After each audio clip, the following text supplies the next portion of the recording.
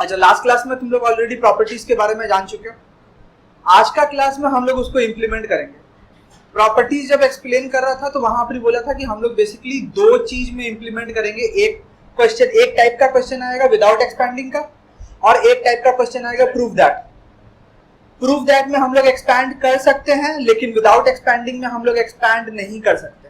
तो अभी हम लोग पहला जो एग्जांपल देखने वाले हैं वो है विदाउट एक्सपैंडिंग का। ये क्वेश्चन हम लोग का विदाउट एक्सपैंडिंग है। अभी जो हम लोग एग्जांपल से स्टार्ट कर रहे हैं वो किस टाइप का एग्जांपल है? Without expanding. विदाउट एक्सपैंडिंग में भी कभी कभी क्वेश्चन दे देता है कि prove that without expanding prove that this is equal to 0। ऐसा क्वेश्चन दे दिया, prove that without expanding this entire thing is equal to 0। या फिर क्वेश्चन में इज इक्वल टू 0 हटा देगा, बोलेगा find the value of this. ऐसा भी दे सकता है।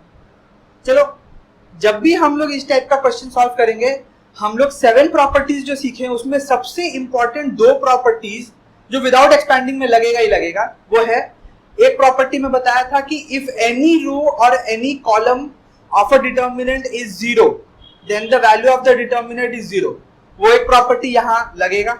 या फिर हम लोग एक और प्रॉपर्टी सीखे थे, इफ 2 रोज और 2 column are same then the entire determinant value is 0। तो हम लोग का टास्क क्या है? कोई भी दो रो या 2 कॉलम को सेम करना।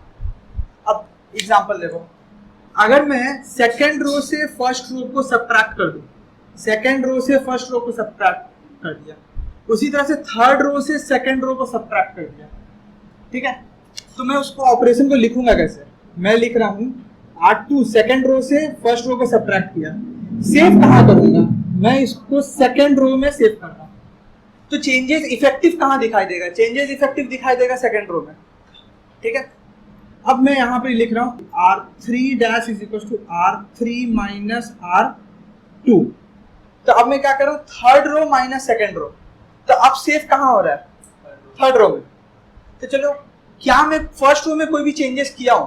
फर्स्ट रो में कोई चेंजेस नहीं हुआ है, सेकंड रो में चेंजेस हुआ है, थर्ड रो में चेंजेस हुआ है। तो मैं फर्स्ट रो को ऐसे कॉपी कर दे रहा हूं, 5 2 3। अब मैं second row minus first row, 7 minus 5 कितना होता है?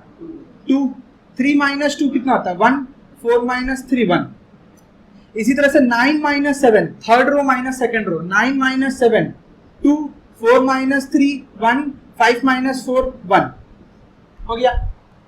Because 2 rows are same, second row and third row, value of the determinant is 0. हाँ, लास्ट में ये लिखना जरूरी है, since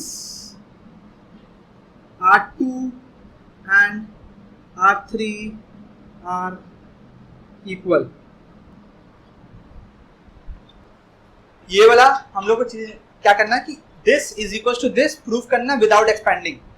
आप एक्सपैंड नहीं कर सकते। अच्छा, तो इसको सॉल्व कैसे करेंगे? देखो, इसको सॉल्व करने के लिए मेरे को क्या दिख रहा है कि यहाँ पर BC है लेकिन यहाँ A स्क्वायर चाहिए, यहाँ CA है, यहाँ B स्क्वायर चाहिए, यहाँ AB है, यहाँ C स्क्वायर चाहिए।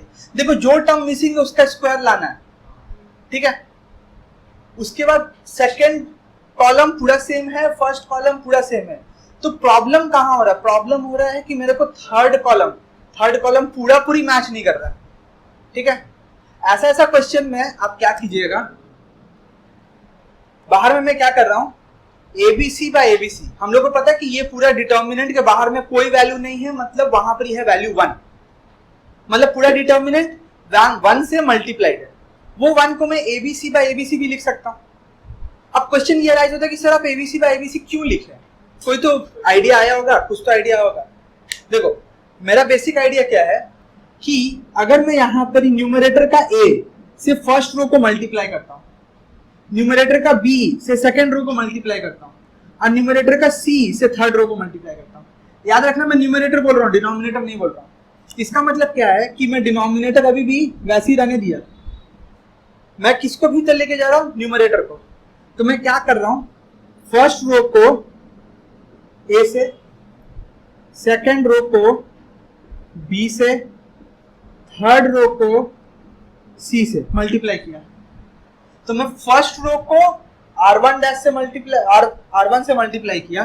तो अगर मैं फर्स्ट रो को R1 से मल्टीप्लाई करूंगा तो क्या होगा? फर्स्ट रो तो यहाँ A हो जाएगा, यहाँ A स्क्वायर हो जाएगा, यहाँ ABC हो जाएगा। अगर मैं सेकेंड रो को B से मल्टीप्लाई कर रहा हूं तो सेकंड रो को बी से मल्टीप्लाई किया, B square A B C. अगर मैं थर्ड रो को सी से मल्टीप्लाई किया तो यहां आएगा C square A B C. Clear? देखो यहां पर ही हम लोग को क्या दिखाई दे रहा है कि थर्ड कॉलम जो है, थर्ड कॉलम में हर एक एलिमेंट एबीसी हो गया। अगर थर्ड कॉलम में हर एक एलिमेंट एबीसी है तो आप वो थर्ड कॉलम से एबीसी को बाहर निकाल सकते हैं। अगर मैं यहां से एबीसी बाहर निकाल रहा हूं तो ये भी मेरे को लिखना पड़ेगा, स्पेसिफाई करना होगा। तो मैं यहां पर लाइन क्या लिखूंगा, taking ABC from C3 column 3। अगर थर्ड कॉलम से मैं एबीसी निकाला तो यहां पर मिलेगा ABC by ABC, A B C, A square B square C square 1 1 1। Third column से एबीसी निकाल दिया। अब हम लोग एबीसी बाय एबीसी को कैंसिल कर सकते हैं, न्यूमरेटर डिनोमिनेटर कैंसिल हो गया। कैंसिल हो गया, कितना होगा मेरा 1। अब देखो अगर हम लोग यहाँ पर क्वेश्चन को देखें तो मेरा 1 1 1 कहाँ है, फर्स्ट कॉलम में।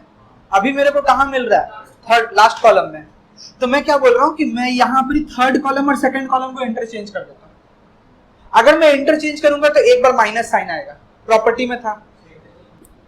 मैं यहाँ A B C 1 1 1 A square B square C square किया, एक बार इंटरचेंज किया, एक बार नेगेटिव साइन, एक बार और इंटरचेंज करूंगा 1 1 1 A B C A square B square C square. तो हम लोग का क्या हो गया, -1 होल टू द पावर 2। इसको मैं ऐसे भी लिख सकता हूँ -1 इंटू दिस, क्योंकि एक बार नेगेटिव मतलब क्या, मेरे को क्या मिल रहा है -1। दो बार मैं निकाला तो मेरे को क्या मिला, -1 का स्क्वायर। और हम लोग को क्या पता -1 का स्क्वायर कितना होता है, +1। तो मेरे को यहाँ पर क्या आंसर मिल रहा है, 1 1 1 A B C A square B square C square. This is your RHS proved. 1ab plus c, 1bc plus a, 1ca plus b। इसको प्रूफ करना है कि ये 0 है। हम लोग यहाँ पर ये प्रॉपर्टी लगाएंगे। कौन सा प्रॉपर्टी है कि आप कोई भी रो को या कोई भी कॉलम को किसी दूसरा कॉलम के साथ या रो के साथ ऐड कर सकते हैं। मैं क्या कर रहा हूँ, यहाँ पर ये जो C3 है, ये C3 को C2 के साथ ऐड कर देता हूँ और वापस से सेव कर दिया C3 में। तो अब मेरे को मिल क्या रहा है, C1 में कोई चेंजेस नहीं, C2 में भी कोई चेंजेस नहीं, बट C3 मेरे को क्या मिलेगा, a प्लस बी प्लस सी। ये मेरे को क्या मिल रहा है, b प्लस सी प्लस ए। ये मेरे को क्या मिल रहा है, c प्लस ए प्लस बी मिला। अब देखो कॉलम 3 जो है, ये कॉलम 3 में सब एलिमेंट्स देखो, first row second row third row, तीनों रो में वैल्यू सब सेम है, सबका सब। तो आप क्या कर सकते हैं, ये वाला कॉलम 3 से a plus B plus C common निकाल सकते हैं। क्या कि देखो a plus B plus C, यहाँ पर भी a plus B plus C है, यहाँ पर भी a plus B plus C है। तो मैं ऐसे लिख सकता हूँ, taking a plus B plus C common from C3। अगर मैं C3 से इसको कॉमन निकाल लिया तो बाहर में मेरा क्या आएगा, a प्लस बी प्लस सी आएगा। जो चीज आप कॉमन निकालते बाहर चल जाता है। बाकी यहाँ पर ही 1 1 1 a b c 1 1 1। First column और थर्ड कॉलम आइडेंटिकल है, तो इसका वैल्यू कितना आ रहा है, 0। ब्रैकेट में लिख देना, since C1 and C3 are identical.